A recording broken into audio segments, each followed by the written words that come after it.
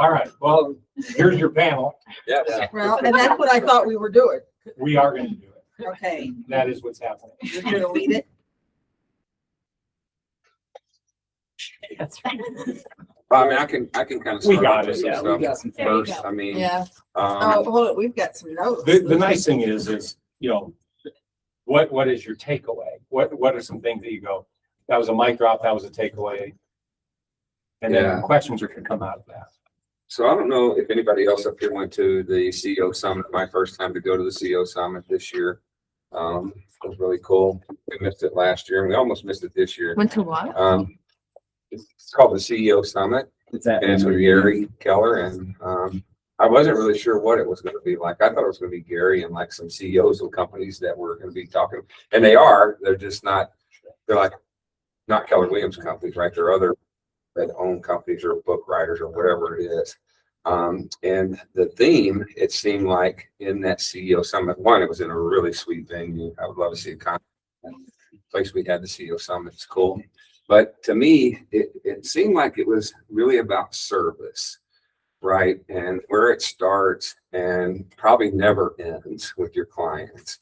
One of the guys owned a restaurant in New York. He wanted to become like, one first was to be in the top 50 of all the restaurants in the world, but to really be the first number one of all of those in the world. And it wasn't the food, because they already had really good food. He figured out that it was the service and how they provided different types of service to different people. And basically listening, maybe it's the waiter listening on a conversation they're having at the table about what they like. They didn't get to go and get the box of chocolates they wanted because they were rushed for time. Well, he sent his waiter down there to get the box of chocolates. And at the end of the night, after dinner, he presented. I mean, just really listening to the client, and that's his clients, and how to serve them the best. And from start to finish, right? And that's from the person sweeping the dining room to the cook that's making the meal, everybody being service oriented. And he did end up going to this contest. It's in Europe somewhere, UK. I can't remember where they hold it at. The first time he went, he was like number 50, right? He thought, because they set him up front, he was gonna be like in the top 10 or something. Because they put me up here, placings, everything. Well, he ended up being number 50. And he went back, and that's when he started figuring out, to listen to the people more. Because again, he knew he had really good food. It wasn't really the food. I think we all have really good food. It's how we present and how we serve the people with it. But he did go back and he did some of the things I was talking about, whether it was a teddy bear or whatever it was. He started providing that type of service. And the next year he went back and he got into the top 10. And his name hadn't been called. He got into the top 5 and his name hadn't been called. They won. The number 1 restaurant in the world, right? That's not easy to do. The Taco Bell's kind of right up there with me. This guy, I That's mean, the guy that wrote Extreme Hospitality, yes, yeah, unreasonable hospitality. Unreasonable Hospitality. Yeah. It is sitting on my nightstand. I haven't read it yet. That's a book. I don't know if I spelled his name right, but he did write Unreasonable Hospitality. Then there was another person behind him that kind of have a similar story with serving their clients.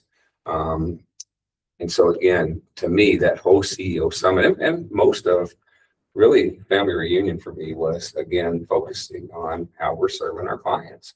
I mean, there's a lot of AI stuff at the thing, but there's still the personal part of us being in that equation. And I mean, I like that because I'm not a big on AI yet. I will be because our team will get me there. But I am really big on taking care of my clients. And again, listening more. I even thought while I was there of creating a form that we have in our buyer console that just asks them some questions about where do you shop? Where do you get your car washed? Where do you go to restaurants? Where do you do this? Where do you do that? Your kids play sports. I mean, little things that we could maybe drop off during the process that they wouldn't even think of, right? That would be just a, wow, I got to listen to me whenever I fill that form out or whatever, right? And so it was just, not that we haven't always been focused that way, but it kind of hyper-focused me in that direction. It was really cool. Good. First time for the CEO Summit. Really cool. If you get a chance to go, go. Mike, how long have you been doing real estate? This is my 24th year. Okay. 24th And year. you're still grabbing stuff. Yeah. Learning. I think a good format here is each of us maybe share one Yeah. mic drop and then open up for some Q&A after that. Yeah.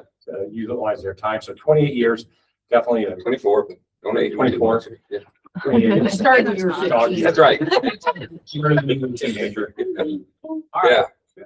And I still get, I mean, I try to go every year to family reunion and I always get something.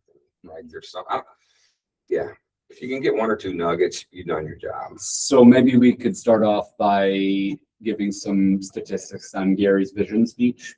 Maybe I'm that's a good. good start. However you guys want to. However you want to do it. Go. Each one just share something big and value.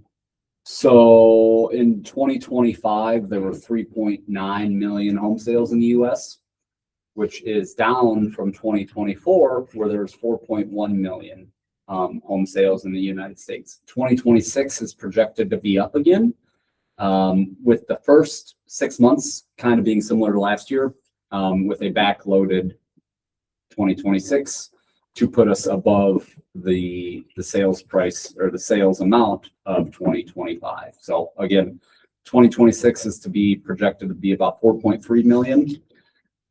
This is something that you can use in your everyday lead generation. The national average home cost, anyone have a guess around the nation? 400, I just seen something, I don't know if it was true, 420? Very close, 423. You were way off. Which is actually 7.4% above the 4% trend line. The 4% trend line is the growth that the real estate prices grow each year. And if it grows at 4% each year, that means home prices double after every 18 years. So you can do the math there. Mortgage rates going down, unemployment rate going up. These are two factors that lead to home sales. Inventory in 2025, there's an average of 4.2 months of inventory available, up from 3.7 months in 2024. And does anyone know what a balanced market? How many months of inventory a balanced market is? 6 months. Yeah. So we're still under that balanced market, which means we're still in a strong seller's market. Things are selling quickly, and this is national. 2012 was the last year that we actually had a balanced real estate market with at least 6 months of inventory. It's crazy to think about. 12 years ago, 14 years ago. 48.5% of mortgages have rates that are 4% higher. Only 20% of mortgages are 3% or less. So that could be a big thing. You dancing back there with your 3%? What did you say? Yeah, how many of you guys have mortgages that are under 3% right now? I'm at 3. Yeah. And what does that mean? People don't want to trade that. No. No. So Their biggest pushback of like, Right. why would I want to go to double? Yeah. and yet, what is your conversation with that? Well, you obviously like have me here for a reason because either it's something about this is not working out, whether it's size, commute to work, like those are things to factor in of why you're I'll even starting hard this to- conversation. You gotta go Yeah. hard to motivation. Yes. Yeah. Yeah. And I will say that home prices are going to continue to rise where you can renegotiate your interest rate. Correct. You know, Yes. that's the number one, You probably. Yeah. You can't renegotiate the price, but Yeah. you can Yeah, renegotiate. and the the longer value. you wait, that money you think you're gonna save, you're gonna spend that on home price. Right. To trade off. Yeah, that's good. 39% of homes actually have no mortgage. So that's something. Affordability. So in 2023, affordability was 34%. Well, 34% of consumer income was spent on mortgages. That actually dropped to 32% in 2025. So things are becoming maybe a little bit more affordable. Maybe people are making more money. The affordability dropped. Yep, because it went down to 32% of their annual income. Just good. We don't want our clients putting all their money on their house. So unemployment is last year was at 4.2, which in 2020 it was at 8.1. So we still have a very low unemployment rate. If you take the healthcare industry out, the country lost about 600,000 jobs last year, which is crazy. but healthcare industry grew by 700,000 jobs. So we're at a net gain, but thanks to the healthcare industry. I wrote this down, which is humbling and crazy to think about.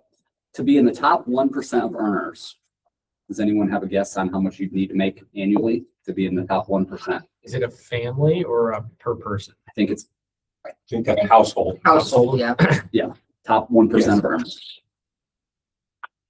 200,000. not 1%. No. Yeah, 1%'s higher. $730,000 per household. So goals, we got some goals. Well, And I posted something like this on Facebook the other day just to get some feedback, but consumer sentiment is what people are thinking, their thoughts about buying a home. Consumer sentiment is currently 17%, which means 17% of people think it's a good idea to buy a home. Alarming, when you go back to 1981, when interest rates were 18%, consumer sentiment was 20% back then. People thought better about buying a home at an 18% interest rate than they do currently. So why is that? Chaos and volatility create uncertainty. That's what it is. You guys want to hop in? Good What stuff. creates uncertainty? Chaos and volatility. Yeah. So consumers don't feel like there's a steady, stable hand. Another stat I found was interesting that I had no clue that was 1 in 6 transactions last year were KW agent. All right, thanks. Yes. Nationwide. So I Yeah. like that. KW is definitely Yeah. leading nation Yeah. on a world scale. Okay. For sure. Yeah, I had no idea what that number was, but it was cool to see. I mean, it was definitely like under 1 in 10 is great. So do you guys have any breakout session topics you'd like to hop into? Because that's what I have remaining. Okay. Breakout sessions. I think this is my 10th family reunion. I figured 2 of them I've attended virtually. So I think we're probably about neck and neck as far as I don't think you've missed any. I think you pretty much go.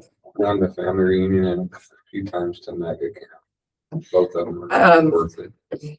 And so I kind of pick a theme every year that I go. And because there's just so much to do that it's a little bit overwhelming.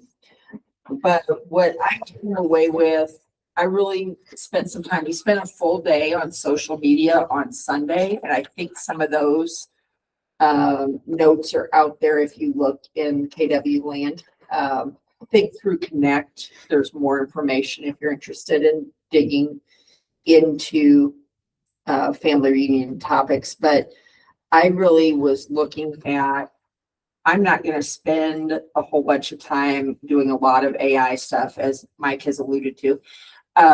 But I believe AI is a tool that I will need to be able to use. And so I kind of wondered how that intersected with social media.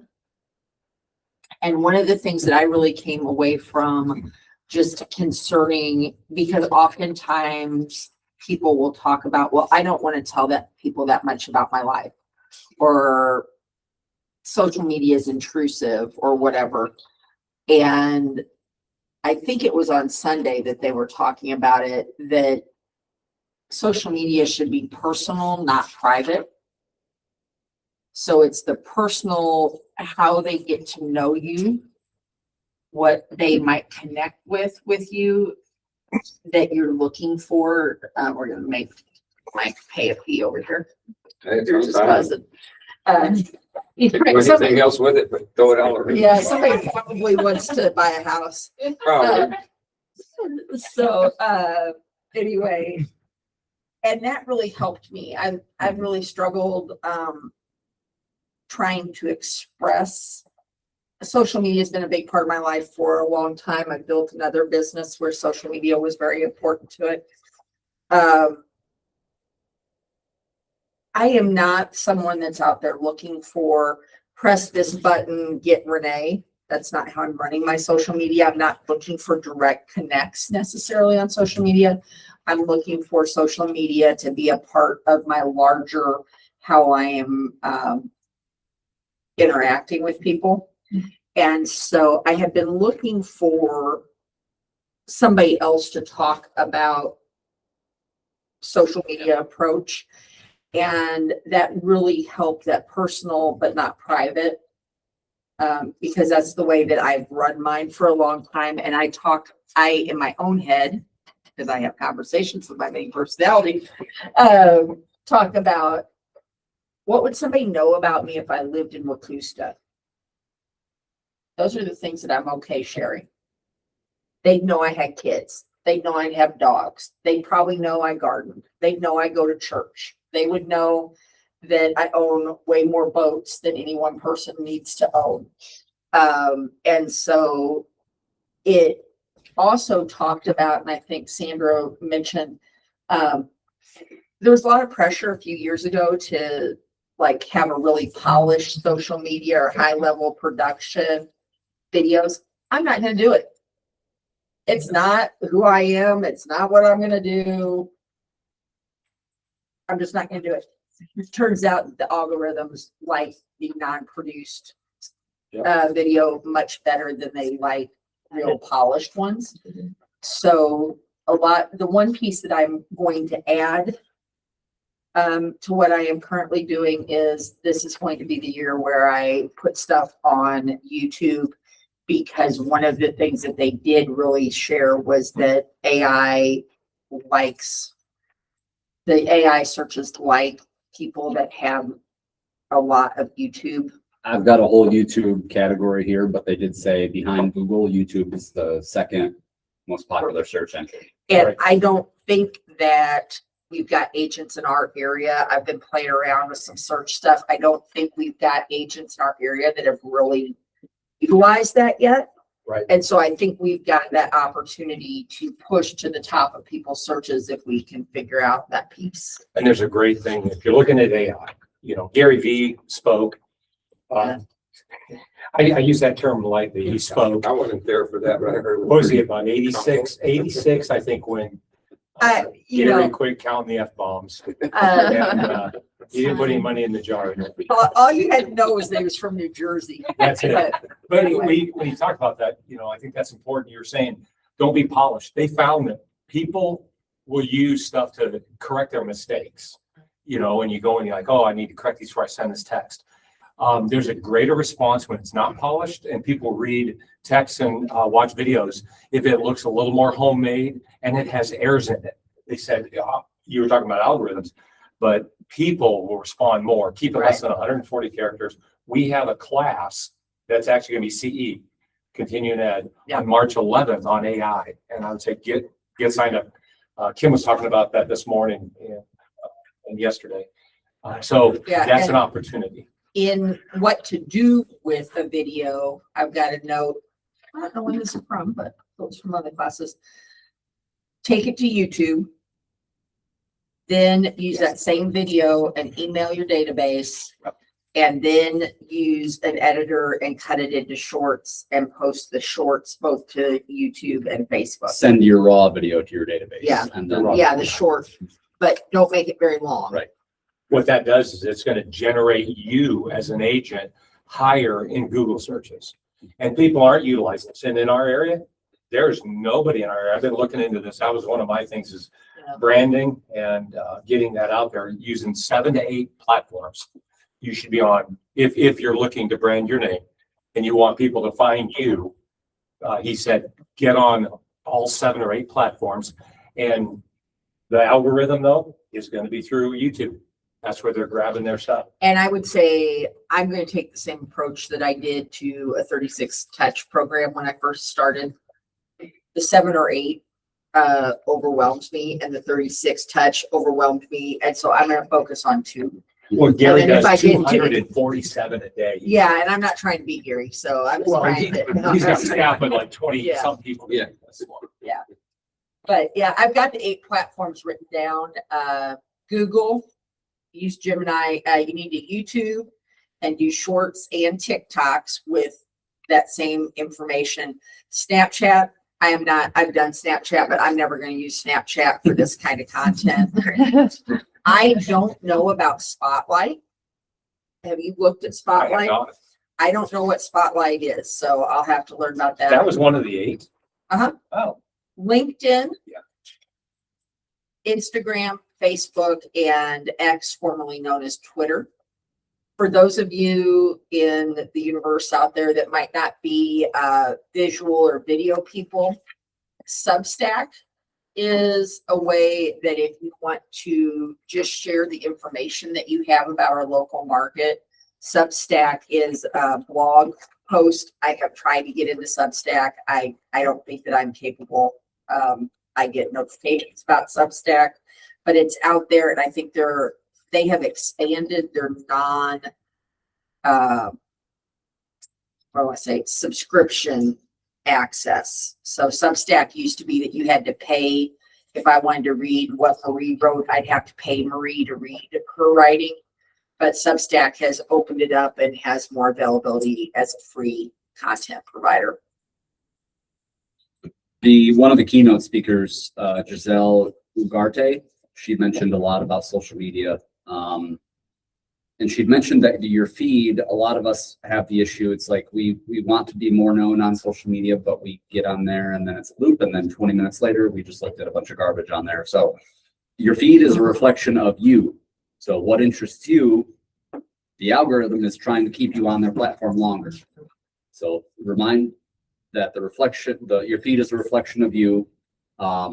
When on social media, be face to face with your sphere and provide encouragement like a captain during turbulence. That was a story she shared. She shared, I've been on 86 flights last year, and this is the worst one I've taken. It was terrible turbulence, and the captain kept coming on the speaker. I got you. We're going to make it through, and that's what you need to be to your clients. That's good. A captain in terms of turbulence. Good. Sorry. Where are you avoiding turbulence? The most important algorithm is human. Heartbeats. Who are you hoping to talk to or to influence? Name your you. Understand? What does that mean? What are you trying to relay? Who do you need to be? M, meaning.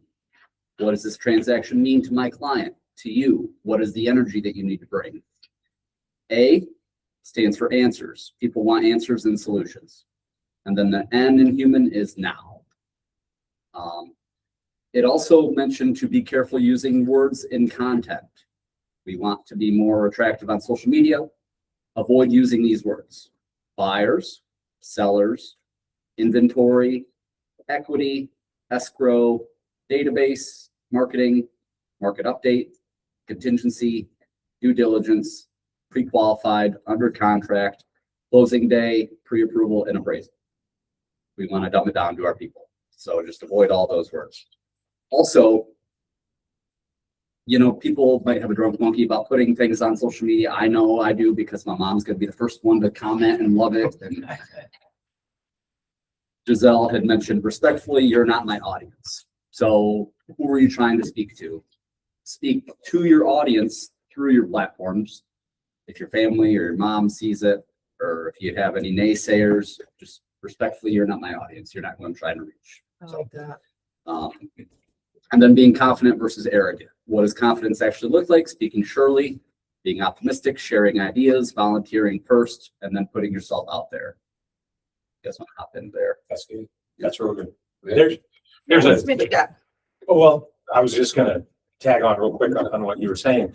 I went to a thing on Tuesday, late afternoon. Most people were flying out. And I stayed for some of the after, flew out Wednesday. It's 20 hacks and tactics. And it was one of Gary's, I can't even remember his name, but he's one of those key guys. And I missed the name. I'm like, whatever. Cody Gibson. Yes. Yep, There I we think I go. went to that one too. Yep. And Yeah. So he talked about this guy who wanted to do an animal rescue. He looked like a Hell's Angel biker, not the current ones, but a guy from the 70s. And they went and adopted a pet and they posted it. The next thing he knew, he had thousands of people on the platform that were adopting pets.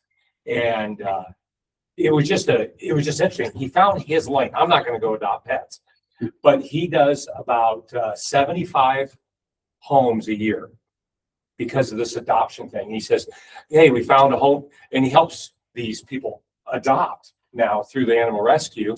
He and his wife got into it with one, and now it's just a thing. And he says, we found this pet a home, let's find you a home. That's his platform. I thought, that's really neat, but I'm not going down to the animal rescue and looking for a cat. But anyway, I thought that was good because in all of this, AI or networking or what you are lane, find your lane. He laid out, he didn't get to 20, he got to 13. He goes, well, you got 13 solid ones. We knew we weren't going to get to 20.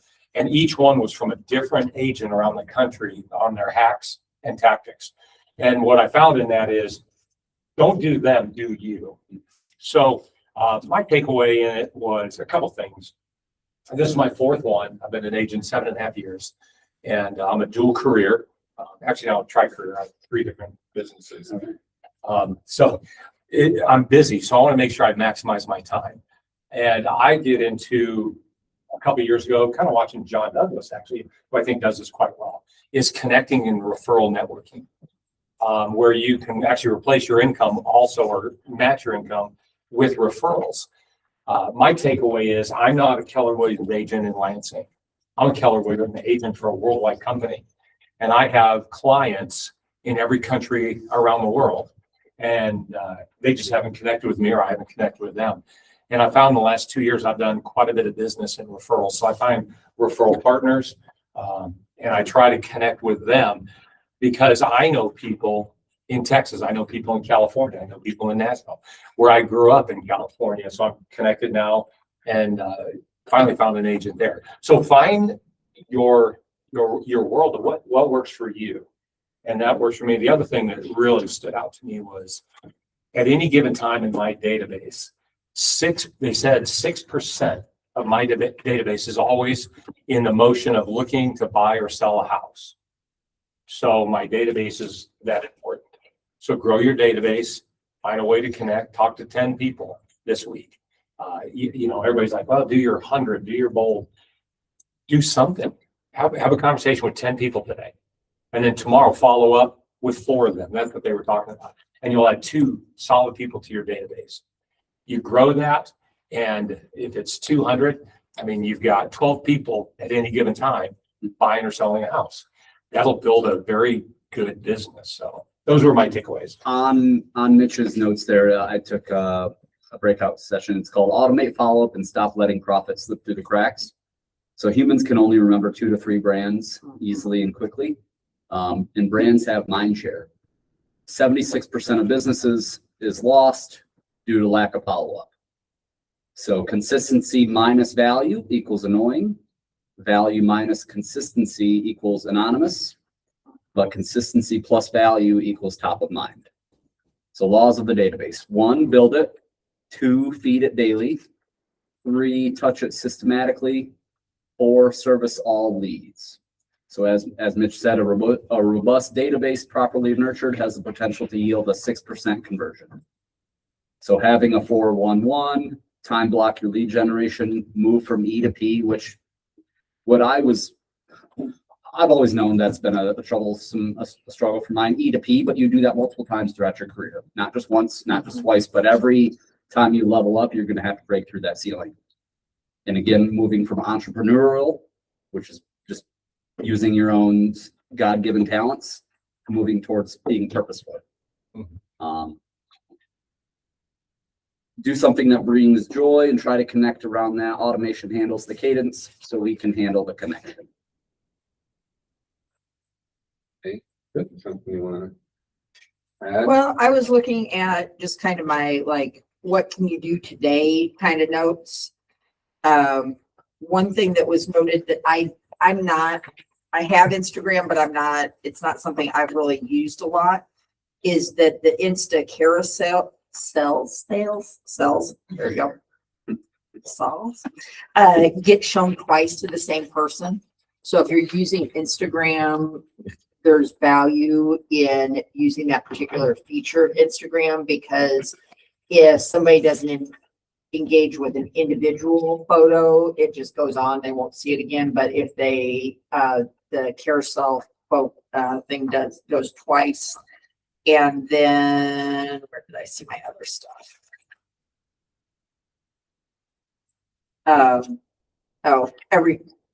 Because Gary V was colorful, shall we say. I took some words out of this quote, but I liked it. Every second you're whining is a minute you could be making content. Thought that was interesting. And that one of the things that Gary talked about in his vision speech is that, and it came out last year, that we are seeing first-time buyers getting older and older. Careful. You want to home? I didn't say I was getting older and older, because clearly I am. But when you're talking to somebody that's maybe trying to make that decision about whether they're going to buy or continue to rent, remind them that even if it's not the perfect home, it's not the home that they really want to live in long term, that if they'll go ahead and buy younger rather than waiting, they're going to gain a decade of equity. And I think that's something that maybe we don't think about. I'm looking at someone that's gained a decade of equity since I've known you. I didn't have a choice. I was kind of forced into it. Yeah, you were kind of forced into it at the time, but Kane was a young buyer too.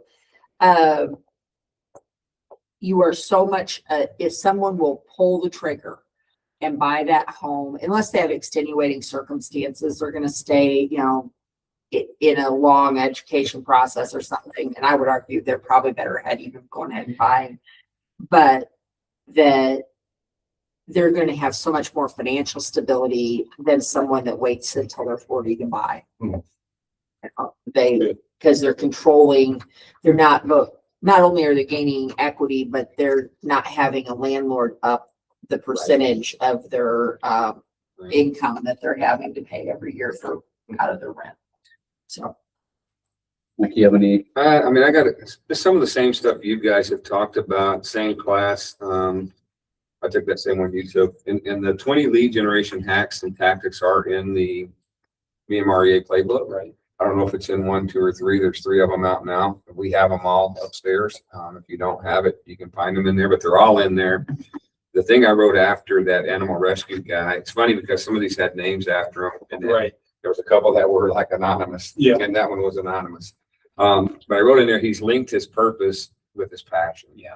Right. So he made it what he wanted to do passionately about animals to his purpose, and made him have a really big career. And so just that part on that one. The other thing I would say was about Giselle. Dillon was talking about her earlier, is, are we really thinking about who we're talking to on social media? Is what we're posting really getting me where I want to go with my audience? Because I know on our team, we post a lot of funny shit, right? And it's funny. And it does get people to laugh, but they're not laughing going, man, I'm buying a house from that guy. He is funny as hell, typically, right? And so as the audience that we want to reach for our business, what we're putting on social media.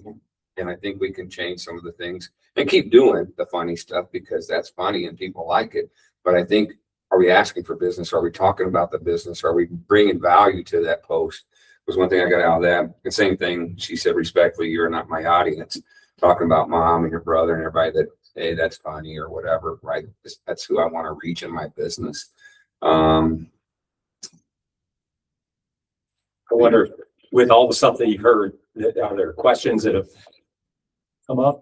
I guess my first thought, especially on social media, of course, I'm going to take advantage of that when you have thousands on there. Yep. But I've kind of done a mixture of posting about real estate and then also posting my personal day-to-day so that they can get to know me, build that trust. Mm-hmm. So when you say, are you targeting your audience? My first thought is, I'm trying to target all 3.1 thousand friends I have on there.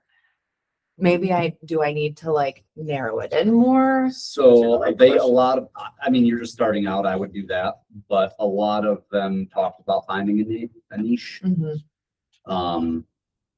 and hammer that. Okay, So, that makes sense. You're new, you may Hungry, I'll not have take your found Uber, niche but- yet, but, also they shared a story about being, we tend to admire people who solve problems. So be a problem solver. Mhm. And don't be the hero. You want to make the client the hero. Don't be the victim, but you want to be the guide. You want to help them help themselves. Use empathy, focus on the problem, drill it in. And this guy had shared, he went on a listing appointment and one of the reasons they want to move is their master bathroom had one sink.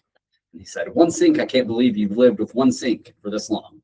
So drill in the problem, be competent, reduce your cognitive load, which is, there's a book writer there who shared, so reduce your cognitive load and provide a plan. Use sound bites. Like, I'm going to get you a master bedroom with 2 sinks. 3-step plan to simplify a process, and then a call to action. A vision of a brighter future and a warning. A vision of a brighter future and a warning of what will happen if we don't move. By having people see the vision, you unlock a portion of their brain. Who, what they want, how can you help, provide a plan, and then help them vision it. So I think just to your question, being consistent, being your true self, and then, along the way, finding what you enjoy and mixing, like Mike said, mixing your passion with your purpose. Okay. Yes, thank you. That's good. Are there any questions online, Kinsey? Okay. No one has made any comments. And there are people that were at the seminars that some say, I don't post anything personal. You'll not see personal things. And you'll see agents that'll do that. Other agents say, I want them to be more empathetic or sympathetic, I guess, towards who I am as a person. And if they see I have a family and I travel or I golf a lot, well, there's a network for me because I do a lot of business in my league because they know I'm an agent. And so they see a lot of golf hacks and different things I post. And here's a good fresh perspective. I kind of am also the eyes of like a new buyer, because joining real estate, I was very intimidated by agents. I was very intimidated to come into the office. The lingo is very intimidating. So I wanted to show Facebook, I'm just your average girl, and conversations are free. We can just have a conversation, forget and because I've been amazed at how, like, it's not intimidating. We're all the same, but I didn't know that going in. That's good. And a lot of it, I think Dillon or one of you guys were talking about that with the media that you post is don't make it so professional and canned because people are intimidated by it already. Be simple, Yeah, be you. build that trust. Talk Yeah. about the mistakes and man, I'm looking at this house. Who do I call? What do I do? What's the process in this? How do I even get started? Mhm. How many times do we have people that say, hey, hi, I'm so-and-so. I saw your number. I got your name and I want to buy a house. Are you pre-approved? What do you mean? Well, how are you going to buy the house? I don't know. I didn't think about it. I just want to buy a house. It's like, you got to hold their hand and just dumb it down. Mhm. And then if you could dumb it down and get down to that level and keep it simple, stupid, kiss it, right? And just make it so simple. Well, here's the process. And even a video you post is, here's the process. I just bought a house. I didn't know how this process happened. Get someone on there that'll throw on an old hunting hat and make them Cousin Eddie from the Vacation series and go, I'm buying a house from you. What does that look like? I actually have that in my notes after hearing that dumb it down. I thought, I wonder if I can get the volunteer to be my go-to actor. I just walk into houses with dumb Cousin Eddie. And people go, I can relate to that. Yeah. On that note, when someone asks what you do, don't lead with saying that you're in real estate. Rather, lead with what you do to help people become the hero in their own stories. And this is Donald Miller, who wrote a marketing book. Example, as a real estate agent, do you know how there's a lot of news about home prices? I help people realize their affordability and make their dreams a reality by helping families settle down in their home. Much more down to earth than just saying I'm in real estate. Mhm. I've got another. So this one is keep building 5 keys for entrepreneurial success. So as Mike said, find your purpose and your passion. People don't buy what you do, but they buy why you do it. So build your business around why. Create a clear mission and vision. A vision is a goal that can be completed, where a mission is always in progress. Create a GPS. You don't have time for everything, but you do have time for the important things. Spend time where it matters. Put your phone down. Adopt a mindset of resilience. So mindset accounts for only 80% of success. Well, so only 20% of success is attributed to skills and strategy. 80% of that is mindset. Embrace failure and learn from it. You fail forward. Use failure as motivation and don't get hung up on it. Focus on the next steps. Focus on moving forward. And then you surround yourself with the right people. Relationships will take you places where money cannot. Your network is your net worth. I'm sure we've heard that before. And then if you can't change the people around you, change the people around you.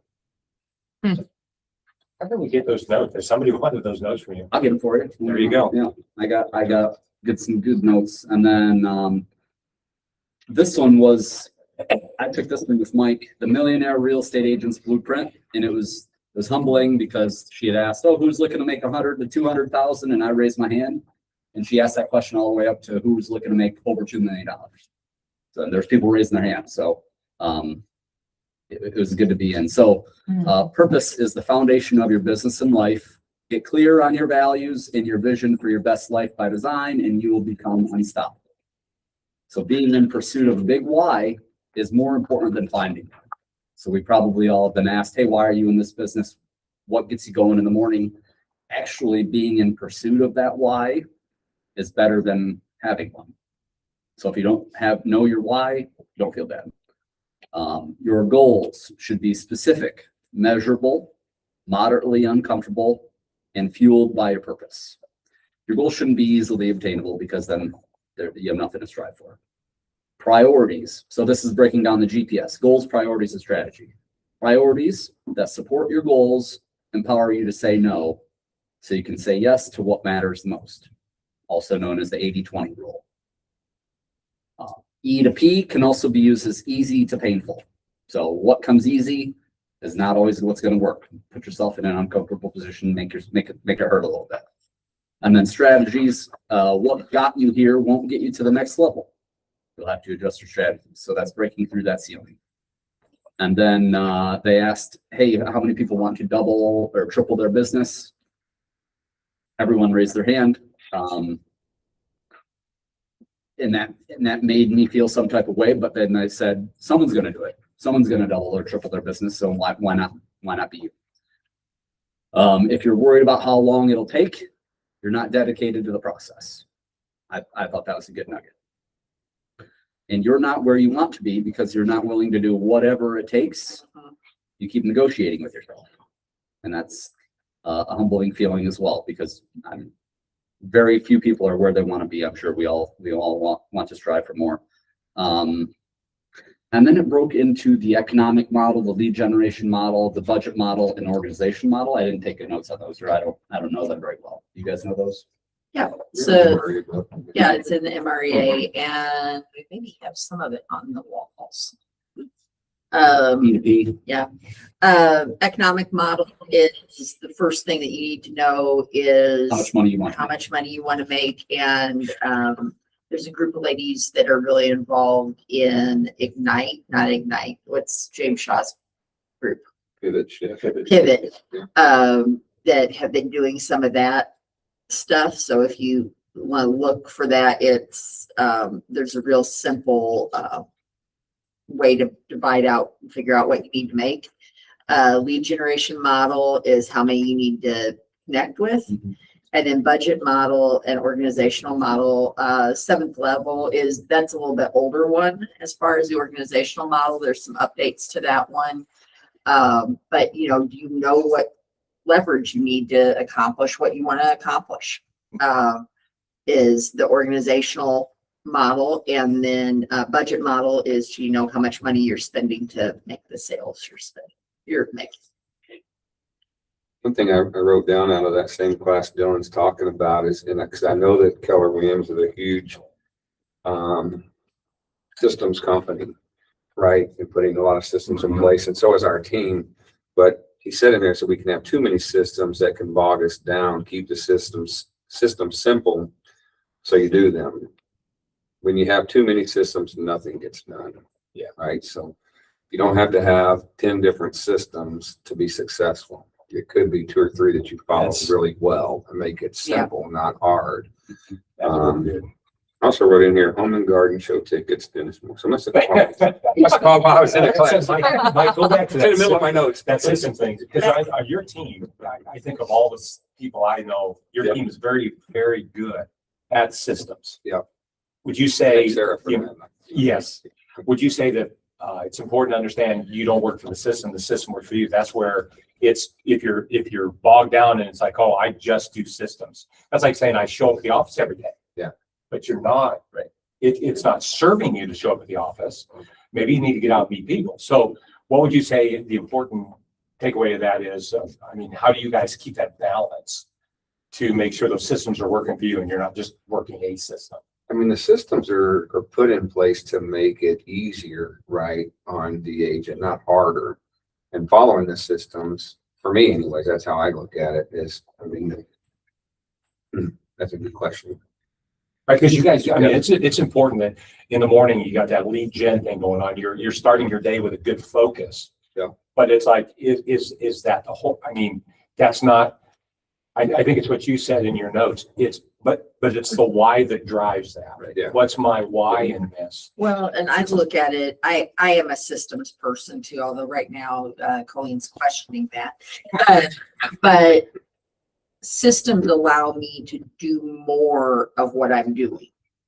If I had to stop, I remember when I was first licensed and I was on a team with systems and I just assumed everybody had systems. And I was down in the agent service center and somebody was like, oh, I've got a buyer meeting. I've got to get a buyer packet together. I was like, why are you waiting until you have a buyer meeting to get a buyer packet together? You have 10 of them. Right. So Why- that would be the person who just says, no, I'm winging it. I have zero systems. Right. And well, to me, it meant if I had a buyer call me right now and say, Renee, I'm going to be at the office in 10 minutes. I'll walk upstairs, get my little buyer packet, or I could do it electronically. And I'd come back downstairs and say, Kinsey, which room can I go to? I wouldn't have to say, hey, I'm not ready to meet with you. I'm going to can we meet tomorrow? Can we meet Saturday? You know, the systems allow me to do more because I'm not having to recreate it. Or maybe there are always people that love lovely things and pretty and creative things. You know, my buyer packet we work on, right? I mean, we change it, but it's not what color am I feeling for this thing? You know, it's a tool. Good. I've got one last quote that spoke to me, that seasons of pain are seasons of growth. And, you know, I think sometimes we get to places where we're like, this is not working well, or I don't want to have to worry about going to the grocery store and having money to get to the grocery store. And sometimes it's easy to say, okay, I'm going to stay there, or I'm going to stay in that pain, or I'm bad at this, or it's not working right, or everything sucks. Not by Gary Vee, but close. And if we can change our mindset back to your 80% mindset, if you change your mindset to, if I will grow and look for the growth opportunity, I won't stay in this season of pain. I'll look to where I've got to go next. You won't stay there. And for a lot of people, 2025 had a lot of seasons of pain. Yeah. It was a tough year in real estate. It was a very tough year in real estate. And I haven't been in as long as, nobody's been in as long as Mike. I mean, average size per agent in 2025 was 5.4. I mean, so 20% of the agents are doing 80% of the business. And that's why that average is so low.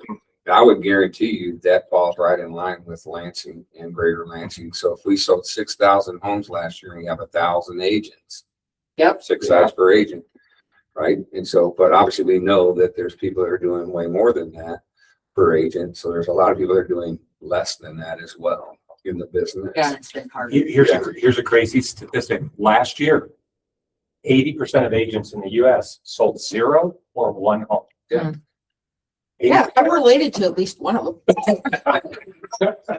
But that's what I'm saying. It was a year of seasons. And Yeah. what are you doing that? You either, well, like a lot, quit real estate, or you realize all these people that are quitting real estate makes 2026 a great opportunity. And I think you said in Gary's economic, here's the future. The first 6 months of 26 are going to look kind of the same. So what do you do in that season?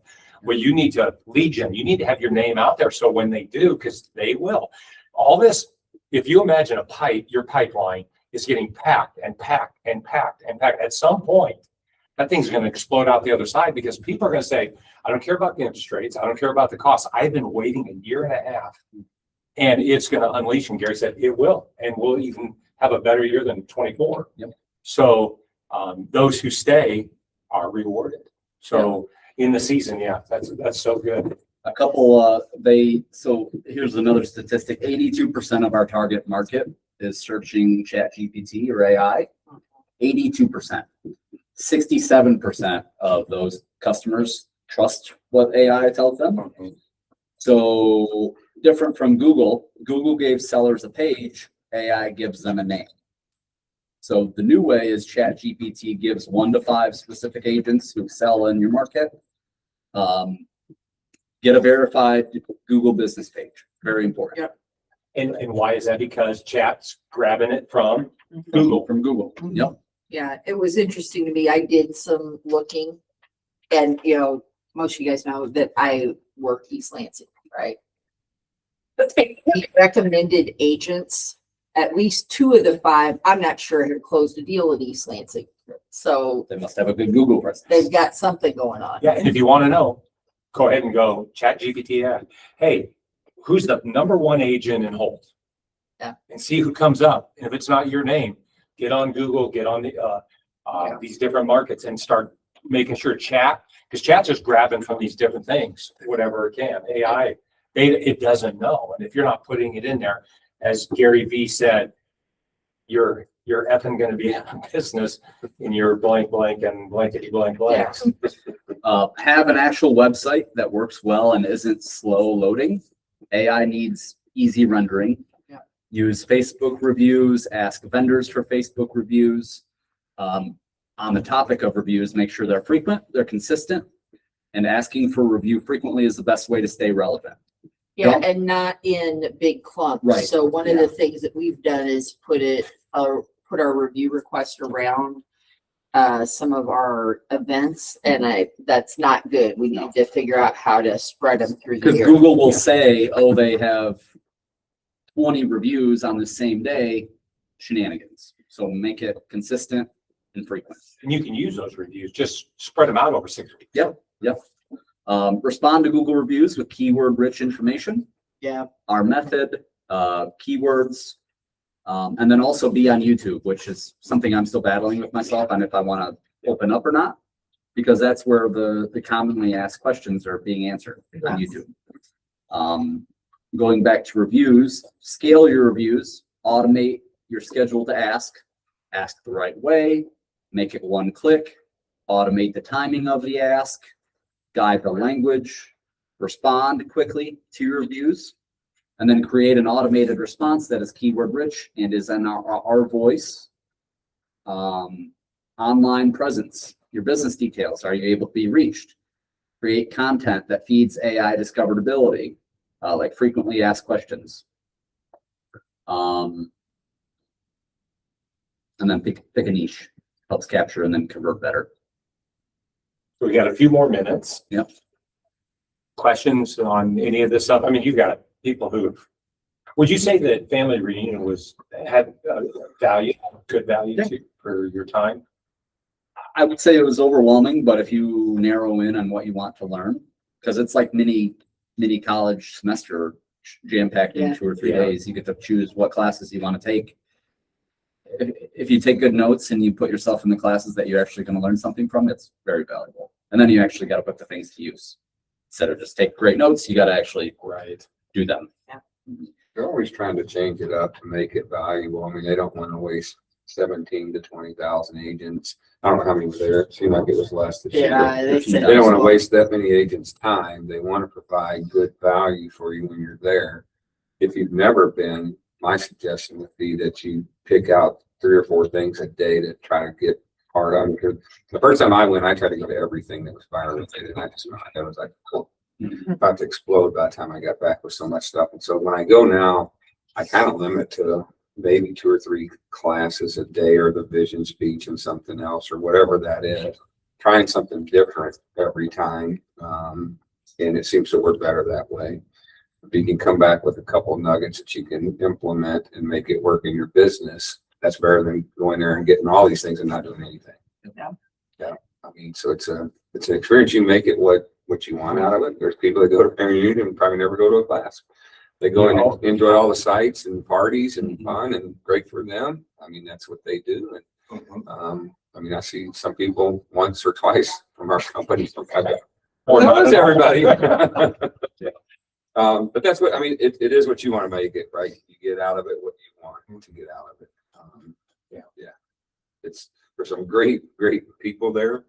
You want to learn from the best. That's where to go. Yeah, for sure. Because they're the best. Well, and I think that one of the things for me that has just resonated year after year is we're a company that believes you should share with people.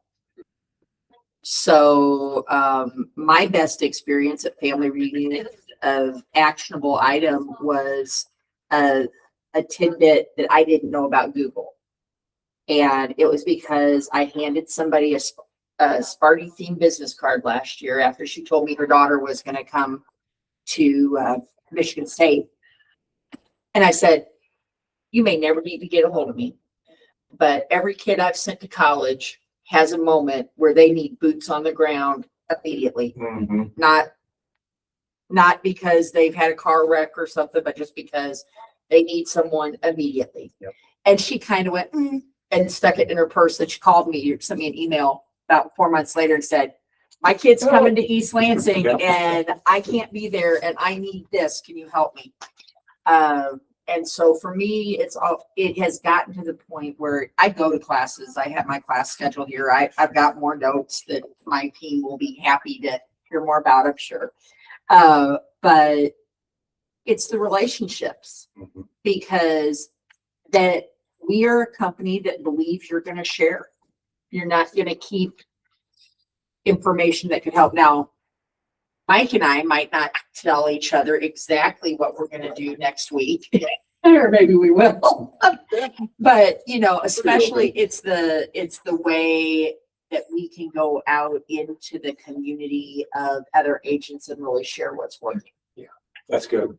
And the great part is, is good. And the classes are fantastic. Like Mike said, they tailor it, they put it together, and they're always revamping.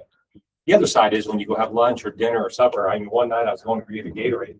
Everything's closed down. It's about a 5-block walk, half a mile to where my hotel is. I end up circling back and ended up in a bar restaurant at the base of the evening prom night gathering that I've gone to. And I'm just sitting there, I'm having a drink, watching some Big Ten wrestling and just doing some notes and catching up on stuff. It's about 9 o'clock at night, and there's a guy it's sharp looking in a blue suit with a tie, and about 30 people gather around. They're just visiting. He's kind of sitting at this table where I'm at on this stool. And pretty soon he turns around. Now we're good friends. He asked me to be in, because I ended up in their group, the Latino Referral Network. And Jose Fernandez, super nice guy, says, listen, 60% of us are KW agents that are here out of 190, 40% aren't even KW. And they don't buy tickets. They just come and we get together to referral around the world. And we're chatting, and next thing I know, he's standing up in the front row the next day in the rally, and he was the Latino Agent of the Year, presented by Gary. And I'm like, wait a minute, I was just hanging out with this guy.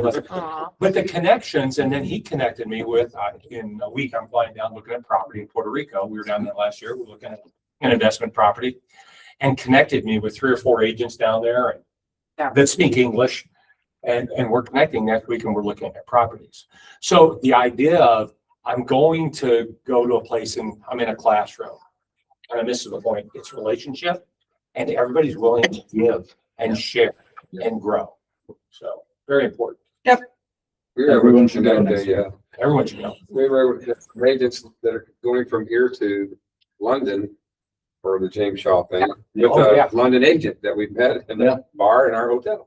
I mean, we met her a couple of times, it wasn't just at the bar. But yeah, I mean, it's like, well, give them my information.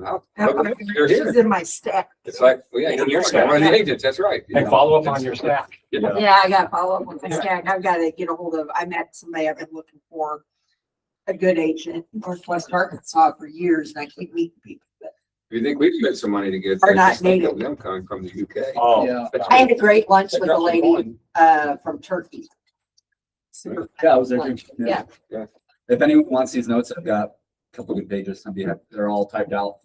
All good I think that's great. Yeah, fantastic. Thank you guys Thank for you guys. being a Thank you. part. Yeah, thank